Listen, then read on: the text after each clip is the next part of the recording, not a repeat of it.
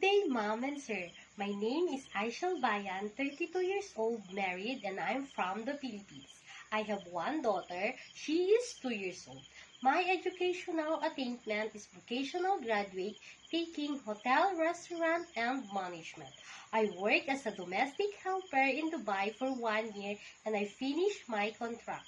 I serve one couple, two children, ages 7, 4 years old, and both girl. And also, I work as a housemaid here in the Philippines for 3 years. I serve one couple, newborn baby, 6 years old boy. My duties and responsibility are taking care of a newborn baby and a children, cleaning the house, ironing, laundry, and cooking.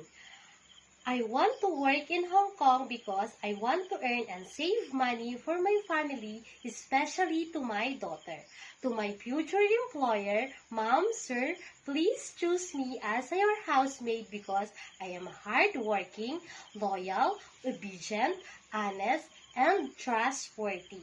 I promise to be a good housemaid and I prioritize my job and finish my 2 years contract and more as you need me.